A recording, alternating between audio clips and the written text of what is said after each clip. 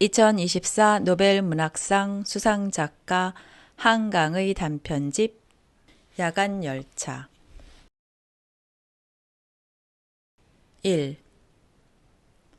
모든 창에 불이 꺼질 때 야간열차는 떠난다. 머리를 푼 홀령 같은 어둠이 검은 산을 적시고 검은 강물에 섞이다가 아득한 집안 아래로 가라앉을 때 야간열차는 오래 참아왔던 고함을 내지르며 달려간다. 수많은 눈 같은 차창들이 번쩍인다. 식어가던 선로에 불꽃이 튄다. 제 정수리로 어둠을 짓부수며 야간열차는 무서운 속력으로 새벽을 향해 미끄러져 간다. 나는 그 야간열차에 대한 이야기를 동걸에게서 들었다. 동걸은 덩치가 좋은 녀석이었다.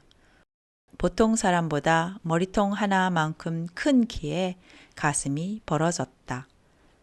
녀석의 목소리는 그 우람한 공명통에서 울려나오는 것이니만큼 남달리 굵고 우렁찼다. 한번 웃어 젖히면 주위에 있던 모르는 사람들까지 놀란 얼굴로 돌아보곤 했다. 체격 때문인지 동걸은 주량도 상당했다. 20살이나 21살이었던 우리들의 술 모임은 동걸과 나까지 7명으로 이루어져 있었다. 우리는 모일 때마다 포금을 하곤 했는데 똑같이 잔을 비운 동걸은 좀처럼 행동이 흐트러지지 않았다. 자정이 되어 술집에서 쫓겨난 우리는 공연히 승용차의 백미러에 발길질을 하거나 전신주 아래에 쭈그려 앉아 부실한 안주를 개우곤 했다. 우리는 잠긴 구멍가게 문틀을 두드려 눈도 제대로 뜨지 못하는 주인 아낙에게서 소주와 과자 부스러기를 사 들고는 교문 옆 철조망에 뚫린 개구멍으로 줄을 이어 기어 들어갔다. 그곳은 시도 때도 없이 자고 가라고 애걸하곤 하던 한 친구의 자취방으로 가는 지름길이었다. 발 디딜 틈도 없는 비좁은 방을 우리는 기꺼이 점거해 주었다. 동굴은 그때쯤 해서 우리에게 작별도 구하지 않은 채 몰래 사라지곤 했다. 녀석은 버스가 끊어진 시간이라면 비싼 밤 택시를 잡아 타고라도 집으로 돌아갔다. 그렇다고 동골이 취한 모습을 보이지 않은 것은 아니었다. 이따금씩이기는 해도 동걸은 우리가 차례로 권하는 말수를 당하지 못할 때가 있었다. 그럴 때면 동걸은 딴 사람이 되었다. 평소에 거친 욕설을 물고 다니던 그의 입가에서 곰살궂은 미소가 깃들었다. 말씨도 우는 아기를 달래는 것처럼 조심스러워졌다. 녀석은 우리에게 진기한 음모라도 털어놓듯이 청량리역에서 밤 11시에 출발하는 기차가 있어 라고 속삭이곤 했다. 제천에서부터 태백선을 타고 산맥을 넘는다. 마침내 기관차가 어둠을 뚫고 새벽에 이르면 동해역에서부터 바다를 보며 달린다. 동골은 그 영동 태백선 통일호가 서는 역의 이름을 모두 꿰고 있었다. 태백선에서 가장 고도가 높은 추전 역사를 지날 때 차창 밖에 일렁이는 어둠과 묵호역과 옥계역을 잇는 광막한 해안선을 묘사할 때면 그의 눈은 이상스런 광채를 내뿜고 있었다. 그 장강설을 처음 들었을 때 나를 포함한 몇몇 녀석들은 젊은이다운 의욕을 보였다. 그럼 우리도 가보자. 동걸이 내가 안내해라. 하고 의견을 모았는데 동걸이 자신은 야간 열차를 타본 적이 없으며 주어들은 이야기일 뿐이라고 실토하자 왁자한 웃음이 터졌다. 우리는 막연한 흥분에 들떠서 다음 날 밤 10시 30분에 청량리역에서 만나기로 약속했다. 약속 시간을 넘기며 마지막까지 오지 않는 사람은 정작 말을 꺼냈던 동걸이었다. 초조하게 기다리다가 발차 시간을 놓친 우리는 차표를 환불한 돈으로 역 근처의 싸구려 술집에 들어갔다. 그냥 놔두고 가버렸어야 했는데 기다린 것이 잘못이었어. 동거리 자식 그렇게 안 봤는데 연락도 없이 이럴 수가 있냐? 인석을 다음에 만나면 가만두지 않겠다. 우리는 머리를 맞대고 앉아 잔을 비우며 열렬하게 동거를 성토했다. 다음 모임에 동걸은 정색을 하고 나타났다. 사정이 있었다. 뭐라고 사과해야 할지 모르겠구나. 하고 말한 뒤 동걸은 입을 다물고 있었다. 녀석에게 잔뜩 벼르고 있던 우리들은 맥이 풀려버렸다. 사과는 무슨 덕분에 잘 놀았는걸 하는 한 녀석의 넉살에 너도나도 찬동하며 잔을 부딪힐 수밖에 없었다. 동걸은 그날 밤 평소보다 무리하게 술을 들이켰으므로 우리는 덩달아 머리 꼭지까지 취해버렸다. 동걸은 그 후로도 술에 취하면 야간 열차를 이야기하곤 했다. 우리는 이미 그것에 시큰둥해져 있었다. 또 그 이야기냐? 누가 이 자식 좀 말려라 하고 면박을 주었다. 동걸의 진지한 목소리를 한 귀로 흘리며 우리는 끼리끼리 술잔을 기울이거나 다른 이야기를 짓거렸다. 아무도 들어주지 않는 긴 넋두리를 마친 동걸은 우리들의 얼굴을 차례차례 훑어보았다. 술기운에 붉어진 눈자위를 비비면서 동걸은 왠지 모르게 참담해 보이는 표정으로 턱을 개고 앉아 불분명한 콧노래를 흥얼거렸다. 그러다가 화장실이나 전화를 핑계로 자리를 뜨곤 했다. 동걸이 다시 자리로 돌아오는 일은 없었다. 우리는 을에 그런 녀석이러니 하고 체념하고 있었으므로 굳이 그를 붙잡지 않았다. 그런 희한한 슬퍼름만 아니라면 동걸은 우리 모임에서 없어서는 안 될 친구였다. 녀석의 커다란 눈은 언제나 상대방을 꿰뚫으려는 듯이 번쩍이고 있었으므로 처음 보는 사람은 누구나 그 앞에서 몸둘 바를 몰라 했다. 나는 제법 친한 친구였음에도 불구하고 동거를 만날 때마다 가벼운 긴장을 하곤 했다. 저기가 있어서라기보다는 날카로운 발톱을 타고난 탓에 아무 것에나 쉽게 상처를 입히는 맹수처럼 동걸의 눈에서는 사람을 두렵게도 하고 매료당하게도 하는 야생의 힘이 발산되고 있었다. 동걸은 그 눈빛에 어울리는 열정을 가지고 있었다. 그는 술을 마시는 날을 정해놓고 있어서 어떤 날은 분위기야 망가지던 말든 단 한 방울도 마시지 않았고 일단 마시기 시작하면 취하지 않았다 하더라도 술집이 떠나가도록 탁자를 두들기며 노래했다. 동걸은 좌증을 압도하는 법을 알고 있었다. 그는 파괴적으로 느껴질 만큼 흥겹게 자신을 내던지며 놀았다. 동걸은 새벽마다 도서관에 나가는 학구적인 일면도 보였다. 노력한 만큼 매번 장학금을 독식하던 녀석은 과외 아르바이트를 2건이나 하고 있었고 방학 되면 막일도 하는 눈치였다. 동걸은 일찍 홀로 된 어머니를 모시고 전문대학에 다니는 여동생과 함께 살고 있다고 했다. 녀석은 언제나 자신이 결코 귀를 후비지 않는다고 공언한 적이 있었는데 그것은 아버지가 이암으로 죽었기 때문이라고 했다. 나는 이따금 녀석의 귀를 잡아당겨 후 하고 입바람을 불어넣는 장난을 하곤 했다.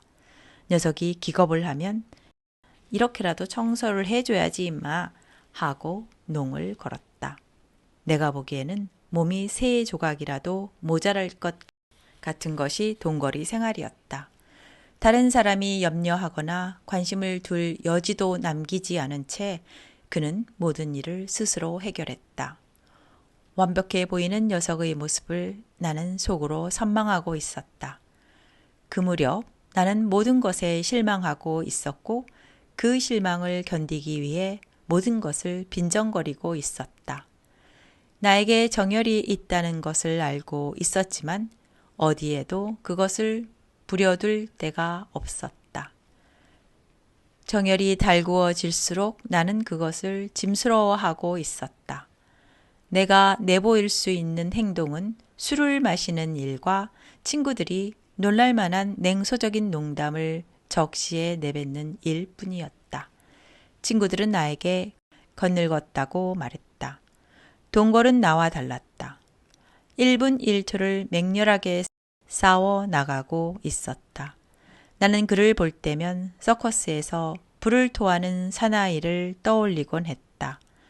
얼굴은 검댕투성이이고 벗은 상체에 번들번들 땀이 흐르는 동걸의 입에서 뜨거운 바람과 함께 불길이 치솟는 상상은 나를 섬뜩하게 만들었다. 상상 속 사나이의 얼굴은 진지했다. 이글거리는 불꽃은 마치 사나이의 내장 깊숙한 곳에서 당겨진 것 같았다. 불을 다 토해낸 사나이는 허리를 굽히고 손을 내밀며 인사했다. 은근한 자랑에 찬 미소가 사나이의 입가에 어렸다. 숨을 죽이고 있던 처녀들과 어린아이들이 그의 손에 동전을 쥐어주었다. 모두가 사나이의 얼굴을 만져보고 싶어 했다. 나는 멀찌감치 서서 그 사나이를 보고 있었다. 불을 토하는 괴물이 웃는다고 빈정거리고 있었다. 절망을 모르는 괴물, 아무것도 토해낼 수 없는 자의 눈물을 모르는 괴물. 나는 그를 시기하기 때문에 비웃고 있었다. 그를 만날 때마다 나는 그런 터무니없는 상상을 내심 부끄러워하곤 했다. 그러던 어느 날이었다. 늦 여름의 태양이 후끈하게 대기를 조여오던 하오, 나와 함께 교문을 나서다 말고 동걸은 신경질적으로 자신의 관자놀이를 짓눌렀다. 이명이야, 별거 아냐. 내가 왜냐고 묻자 동걸은 말끝을 흐리며 너털 웃음을 웃었다. 그러나 곧 이어 그는 눈에 보이게 손을 떨며 자신의 귀를 틀어막았다. 녀석의 낯빛이 전에 없이 창백했다. 기차 바퀴 소리. 동걸은 들릴 듯 말 듯한 목소리로 허공을 비껴 바라보며 그렇게 중얼거렸다. 그때 녀석의 눈빛이 얼마나 서늘했던지 나는 이 사람이 누군가, 내가 아는 동걸인가, 어디 숨어 있었던 다른 사내인가 하는 두려움마저 느꼈다. 교문 앞 횡단보도의 신호가 바뀔 때까지 나는 그에게 한마디 말도 건네지 못했다. 동걸은 옆에 있는 나를 전혀 의식하고 있지 않았다.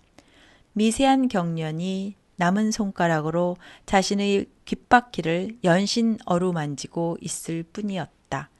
그의 서늘한 시선이 닿은 곳은 나는 가늠할 수 없었다. 그 일이 있고 나자 술에 취하여 동걸이 들려주는 야간 열차 이야기는 나에게 어쩐지 신비스러운 느낌을 주었다. 모든 것을 다 보여주는 것 같은 녀석의 껍질을 한꺼풀 벗기면 단단하고 두꺼운 또 하나의 껍질이 있을 것임을 나는 막연히 느끼고 있었다. 나는 야간 열차를 타고 떠나겠어 라고 말하는 동걸의 취한 얼굴에는 녀석답지 않게 무언가 사는 일을 귀찮아하는 듯한 그늘이 어려 있었다. 밤 11시에 기차가 오르면 그만인 것에 그토록 집착하는 이유를 나는 알 수 없었다. 환청으로까지 열차 소리를 들으면서 왜 떠나지 못하는가? 내가 군 입대를 앞두었을 때였다. 나는 친구들이 마련해준 환송회의 분위기가 무르익어갈 무렵 동걸의 붉어진 눈자 위에서 야간 열차를 상기했다. 나는 오래전에 동걸의 불참으로 실패했던 여행을 그날 밤 실행해 볼 것을 제안했다. 너희들과 같이 타보고 싶어. 지금 가면 시간도 꼭 맞겠어. 그때 완강히 반대한 사람은 동걸이었다. 싫다. 동걸은 딱 잘라 말했다. 나는 빼고 가. 친구들이 입을 모아 동거를 나무랐다. 오늘은 영현이를 위한 자리야. 왜 안 된다는 거냐? 영현이는 동걸이 너와 같이 가고 싶은 거야, 임마. 결국 동걸은 청량리역까지 끌려왔으나 개찰구를 통과하는 우리들에게 손이나 몇 번 흔들어 주다가 고집스러운 뒷모습을 보이며 역사 밖으로 사라졌다. 야간 열차는 한산했다. 열차의 진동에 맞추어 소주병들이 요란한 소리를 내며 굴러다니는 객실에서 우리는 술을 마시고 노래했다. 강원도로 접어들 때쯤 되자 몇은 잠들었고 몇은 객실 밖으로 나가 담배를 피웠다. 종착역인 강릉에 도착했을 때 우리는 녹초가 되어 있었지만 경포 바닷가에서는 짐승들처럼 날뛰며 바닷물 장난을 했다. 나는 누구보다도 쾌활하게 분위기에 동조하고 있었다. 마음 한편에서 조용히 부풀고 있는 우울을 짓누르기 위해 큰 소리로 친구들의 이름을 부르며 웃었다. 나의 자유는 이제 만 하루를 남겨놓고 있다는 것을 알고 있었다. 나의 젊음이, 슬픔이, 바람 같은 만남들이 일제히 치밀어 올라와 나는 욕지기를 느꼈다. 돌아오는 고속버스 안에서 나는 비닐봉지를 얼굴에 묻고 토악질을 했다. 의식 한편으로 불빛 희미한 청량리 역사에서 고집스럽게 돌아서던 동결의 옆 얼굴이 어른거리고 있었다. 나는 외로웠으며 그 얼굴이 어쩐지 그리워졌다. 동걸의 행동은 언제나 거칠지만 이상하게 사람을 방심하게 하는 따스함이 있다고 나는 생각했다. 영현이 너 마치 장난으로 살아보는 사람같이 굴지만 실은 이 세계에 가장 잘 적응할 녀석이야. 그래서 내가 부러웠다. 넌 잘 해낼 거야. 전날 밤의 환송회에서 내 잔에 술을 가득 부어주며 동걸은 그렇게 말했었다. 큰형님이라도 되는 듯한 말투. 나의 모든 것을 알고 있다는 표정이 내 기분을 언짢게 했다. 그런데 나는 녀석이 그리웠다. 녀석의 솔직하고 커다란 웃음이 귓전에 우렁우렁 부서졌다. 늘 바쁘기만 하고 사람들의 일에는 무심할 줄 알았던 녀석은 반년 전 내 어머니의 부음을 듣고 가장 먼저 달려온 친구였다. 그는 생전하지 않던 외박을 하며 영안실에서 밤을 새워주었다. 하관을 할 때 녀석의 광대뼈 붉어진 뺨에 굵은 눈물이 떨어졌는데 그 모습에 당사자인 나뿐 아니라 다른 친구들까지 너나 없이 격정적인 슬픔에 휩싸여 울음을 터뜨렸다. 서울로 돌아가는 버스는 눈 쌓인 대관령을 넘고 있었다. 고도 때문에 기가 먹먹했다. 구토를 하여 다소 탈수 상태인 몸을 등받이에 기댄 채 나는 동걸의 새벽을 생각하고 있었다. 내가 야간 열차를 타고 태백산맥을 건너와 동해 바닷가를 거닐었다는 것은 꿈인 것만 같았다. 캄캄한 서울의 신새벽, 쓰레기와 비닐봉지가 구르는 차가운 거리를 떠도는 동거리의 모습이 나의 분신인 것만 같았다. 입대한 후로도 나는 유독 동거리 보고 싶었다. 녀석을 떠올릴 때면 불을 뿜는 사나이와 함께 기차 연기의 매캐한 냄새를 연상하곤 했다. 밤 플랫폼의 어둠은 발차의 연기 속에 뿌옇게 젖어들고 있었다. 그 어둠을 바라보며 차창에 머리를 기대고 있는 동걸의 얼굴은 종종 뭉개어진 낯선 얼굴과 혼돈되었다. 흠칫 놀라 상상에서 깨어나면 그것은 나의 얼굴이었다. 입대 전 떠들썩한 술자리에서 잠시 빠져나와 밤 술집의 화장실 거울 앞에 넋을 잃고 서서 까닭 모를 우울을 곱씹던 머리를 기른 소년의 얼굴이었다. 2. 내가 다시 야간 열차를 탄 것은 가을 학기가 시작된 지 3주 뒤에 전역하는 바람에 복학기를 놓쳐버렸을 무렵이었다. 신학기가 올 때까지 나는 할 일 없이 쏘다니는 것으로 시간을 보내고 있었다. 친구 녀석들은 대부분 병영에 있었다. 동거리만이 짧은 방위병 생활을 마치고 대학을 졸업한 뒤 직장 생활을 하는 중이라고 들었다. 나는 왠지 불명예스럽게 느껴지는 깎인 머리를 동걸에게 보이고 싶지 않다는 생각이 들었다. 그래서 가을이 다 가도록 동걸에게 연락하는 일을 미루고 있었다.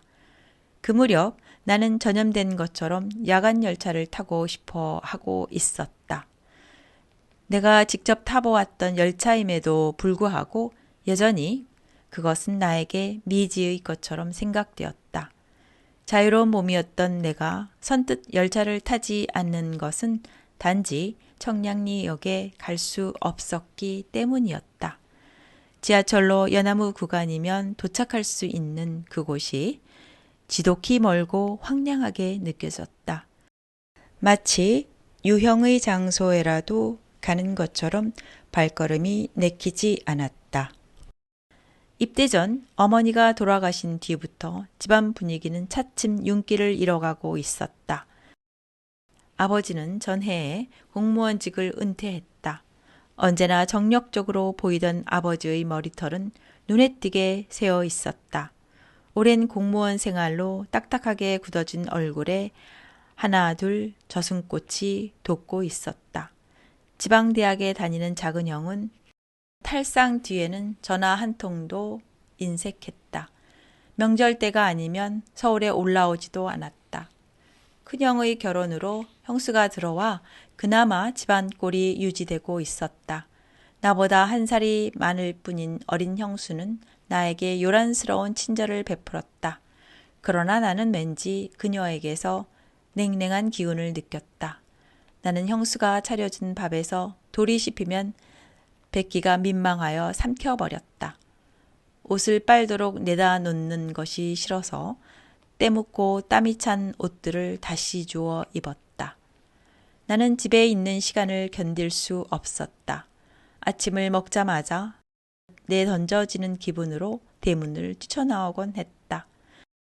거리를 걷는 것에 지치면 서점에 들어가 사지도 않을 책들을 뒤척거렸다.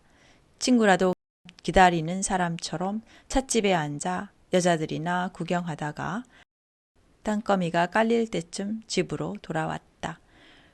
거리에는 낙엽이 굴러다녔고 내 발에 밟히면 소리를 내며 부서졌다. 그렇게 가을이 가고 서울 시내에 첫눈 대신 진눈깨비가 흩어지던 날 나는 내 머리털이 예전처럼 더부룩해져 있는 것을 보았다. 나는 퇴근 무렵 동거의 사무실 앞으로 찾아가 녀석에게 전화를 걸었다. 높다란 건물 현관의 회전문을 열고 동걸은 훤칠한 모습을 드러냈다. 너답구나. 그렇다고 이렇게 소리소문 없이 돌아와도 되는 거냐? 동걸이 악수를 청했다. 나는 그의 여전히 형형한 눈을 마주보았다. 그의 손은 따스하고 끈적끈적했다. 문득 외로운 생각이 들어서 나는 얼른 손을 빼내었다. 달리 할 것이 없었으므로 우리는 술을 마셨다. 동걸의 우렁우렁 울리던 목소리는 거칠었던 표면이 깔끔하게 가다듬어져 있었다. 대화 중간중간에 함부로 박혀있던 욕설이 제거된 녀석의 말씨에서 어딘가 모르게 기성세대의 냄새가 나고 있었다. 내가 나의 무력한 젊음이 헐거워 견디지 못할 때 동걸은 이토록 몸에 꼭 끼는 생활을 치러내고 있었다고 생각하자 나는 더욱 외로운 생각이 들었다. 뾰족히 즐겁지 않은 군대 이야기와 지난 시절 이야기, 녀석의 직장 이야기를 근근히 이어가던 우리는 종종 깨진 병 조각 같은 침묵을 조심스럽게 어루만지곤 했다. 10시도 되기 전에 손목 시계를 여러 번 들여다보던 동걸은 그만 일어서자고 말했다. 야간 열차 기억하냐? 양복 상의를 걸치기 위해 다소 살이 찐 상체를 뒤로 젖히는 동걸에게 나는 대뜸 그렇게 물었다. 동걸은 옷에 팔을 꿰며 내 다음 말을 재촉하는 눈짓을 했다. 녀석의 눈이 잠시 광채를 바라는 것처럼 보였다. 청량리역 안내 전화번호 3개를 주문처럼 외우고 있지. 지독하게 통화 중이다가 어렵사리 연결되면 눈을 감고 물어. 강릉행 야간 열차표 한 장이 있습니까? 동걸은 느슨하게 해두었던 넥타이를 조이다 말고 느닷없이 우렁찬 웃음을 터뜨렸다.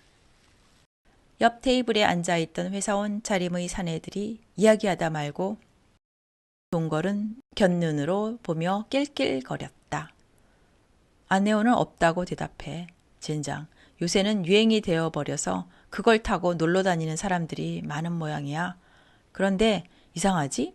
차표가 없다는 응답을 듣고 나면 이상한 안도감을 느껴. 그제야 집으로 돌아갈 수가 있게 돼.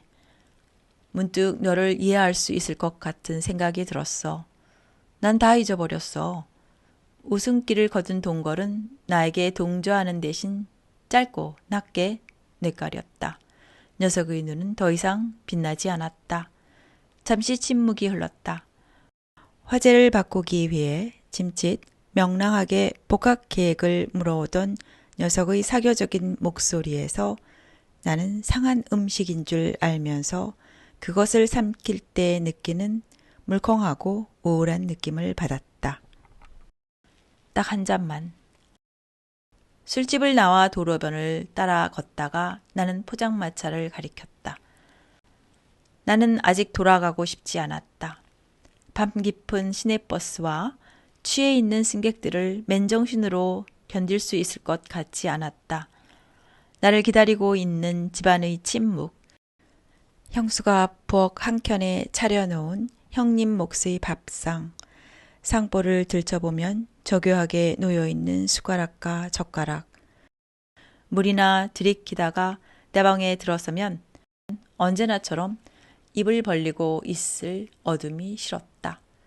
자정이 가까울 때까지 나는 동거를 놓아주지 않았다. 억울하고 화가 나서 내가 병영에서 날려버린 젊음에 아직도 까마득히 남아있는 인생의 길이에 화가 나서 나는 과음을 하고 있었다. 동걸은 다음날 출근할 사람이라는 생색을 내지 않아 주었다. 그것에 감사하며 나는 마음껏 취했다. 토막토막 끊기는 의식 속에서 나는 연신 억울해 라고 말했다. 내 잔에 술을 따르며 억울하다고 말했고 술잔을 소리내어 내려놓으며 억울하다고 말했다. 뭐가 억울하냐고. 물끄러미 나를 바라보는 동거를 향해 나는 공연히 화를 냈다. 그래, 너는 억울한 것이 없단 말이냐? 동걸은 제법 술을 들이켜고 있었다. 몇 번 내 잔을 빼앗으려 했던 녀석은 나를 말리는 것을 체념한 모양이었다. 이런 상황에서는 차라리 함께 취해버리는 것이 낫겠다고 판단한 것인지 나보다 빠르게 잔을 비우고 있었다. 잔을 비울수록 동걸은 과묵해지고 있었다. 몸집이 큰 사람이 침묵을 지키면 그의 몸이 송두리째 벽처럼 느껴진다. 나는 헛되이 목정을 높여 그 벽에 균열을 내고자 했다. 억울해. 억울하단 말이다. 그러나 벽은 움직이지 않았다. 포장마차를 나섰을 때 진눈깨비는 눈발이 되어 있었다. 우리는 비틀거리며 나란히 서서 가등이 비추는 곳마다 춤추는 눈발을 바라보았다. 굵은 눈송이들이 몽롱하게 빛나며 보도블럭에 내려앉고 있었다. 내 눈썹에도 뺨에도 눈송이가 맺혔다. 그때 갑자기 동걸이 두 귀를 감싸지며 주저앉았다. 우뚝 서있던 육중한 건물이 무너지듯이 녀석의 몸은 무너졌다. 무릎을 꿇은 동걸은 눈 쌓인 보도블럭에 상체를 던졌다. 기차 바퀴 소리. 이마를 땅에 찢으며 동걸은 이를 악물고 거친 숨을 몰아쉬고 있었다. 나는 놀라서 녀석을 일으키려 했으나 중심을 가누지 못하고 함께 주저앉아 버렸다. 제기랄 기차바퀴 소리가 들려 나는 술이 깨는 것을 느꼈다. 보도블럭이, 가등이, 눈송이가 어지럽게 흔들렸다. 이것은 또 무엇인가? 이건 또 어디에 숨어 있던 자식인가? 내 의식은 찬물을 뒤집어 쓴 듯 명료해졌다. 동거리 눈에서 굵은 눈물이 나의 어머니를 묻을 때 꼭 한번 보았던 눈물방울이 거짓말처럼 연달아 떨어져 내렸다. 떠나자.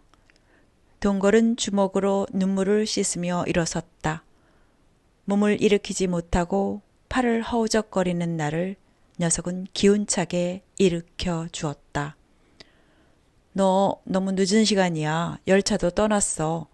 내가 더듬거리며 말하자 동걸은 특유의 단호하고 커다란 목소리로 제기랄 시간 따윈 아무래도 좋아 라고 외쳤다. 넌 운전병이었잖아. 아무리 취했어도 차를 몰 수는 있어. 동걸은 길가에 세워져 오롯이 흰 눈을 막고 있던 용달차의 차창을 주먹으로 쳤다. 단단한 유리창은 깨지지 않았다. 연달아 주먹을 날리는 녀석의 허리를 껴안으며 나는 외쳤다. 정신 차려 임마. 임마. 열쇠도 없이 시동을 건단 말이냐? 동걸은 짐승 우는 소리를 내며 내 팔을 뿌리쳤다. 녀석은 실성한 사람처럼 차들이 주차한 골목으로 달려갔다. 나는 동걸을 불렀다. 몸이 말을 듣지 않았다. 어떻게든 녀석을 말려야 했다. 고꾸라지며 달려가 녀석의 팔을 붙들었다. 동걸은 헐떡이고 있었다. 가쁜 숨을 몰아 쉴 때마다 불안정한 눈동자가 어둠 속을 어지럽게 더듬었다. 다시 중심을 가다듬고 자동차를 향해 돌진하는 녀석을 향해 나는 외쳤다. 여길 봐라. 나는 셔터 내려진 세탁소 앞에 세워진 자전거 한 대를 가리켰다. 동걸은 격렬한 웃음을 터뜨렸다. 이걸 타고 어딜 간다는 거냐? 동걸은 내 볼을 아무렇게나 쥐고 흔들며 그렇게 빈정거렸다. 내 얼어붙은 얼굴 위로 그의 손은 불덩이처럼 뜨거웠다. 한바탕의 웃음으로 녀석의 얼굴에서는 비장함이 빠져나가 있었다. 그는 껄껄 웃으며 가등을 향해 걸어갔다. 가등 아래에 다다르자 두 팔을 벌렸다. 불빛을 한 몸에 받은 녀석은 마치 만세라도 부르는 것 같았다. 눈발이 그의 몸으로 모여들고 있었다. 수초간의 침묵이 흐른 뒤 그는 팔을 얌전히 내려놓았다. 형편없이 낡은 자전거였다. 나는 그것에 올라탔다. 취기 때문에 몇 미터를 가지 못하고 고꾸라졌다. 보고만 있던 동걸은 나의 뒤를 따라와 쓰러진 자전거를 일으켜 세워주었다. 내가 타라. 나는 옷자락에 묻은 눈과 흙을 털며 말했다. 동걸은 말없이 고개를 저었다. 그는 어둠 속에서 희미하게 웃고 있었다. 그의 얼굴에는 수분 전의 광기가 사라져 있었다. 사람이 몹시 피로할 때 애써 지어 보이는 웃음을 머금고 있을 뿐이었다. 그의 느닷없는 눈물이 나를 놀라게 한 것만큼 그의 갑작스러운 체념은 나를 당황하게 했다. 타라. 나는 다시 힘주어 말했다. 동걸은 마지못한 듯이 자전거의 핸들을 넘겨받았다. 양복 차림에 건장한 몸집의 동걸이 자전거에 올라탄 모습은 우스꽝스러우리라고 생각했는데 뜻밖의 잘 어울렸다. 그의 발이 페달을 밟았다. 자전거는 가등이 비추지 않는 어둠 속으로 민첩하게 미끄러져 갔다. 나는 그를 뒤쫓아 달렸다. 동굴의 속력을 따라잡을 수 없었다. 문득 혼자서 이 밤거리를 달리고 있구나 하는 생각이 들었다. 모퉁이를 돌아간 동굴의 모습은 이제 보이지 않았다.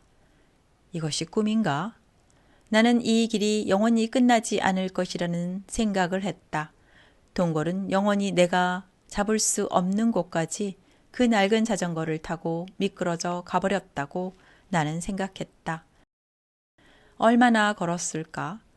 어기적거리는 발걸음을 간신히 떼어놓다가 나는 동거를 발견했다.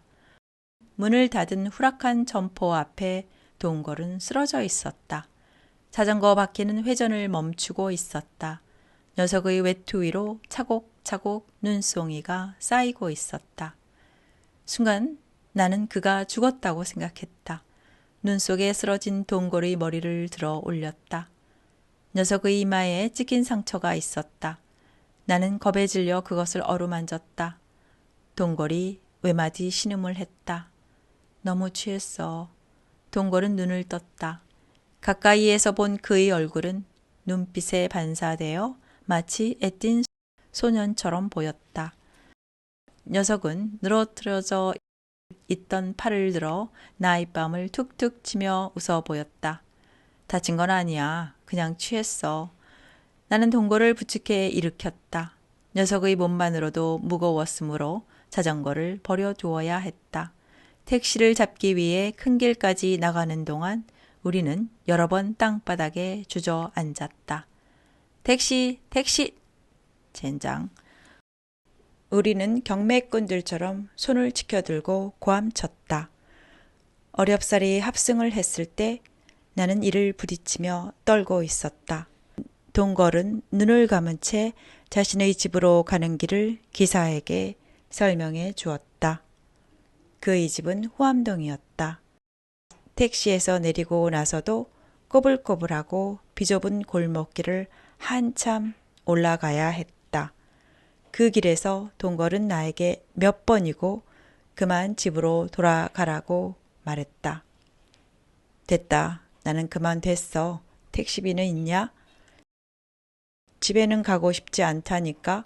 아무도 날 기다리지 않아. 나는 내가 어디에서 자든지 상관 말라며 동걸에게 큰 소리를 치고 있었다.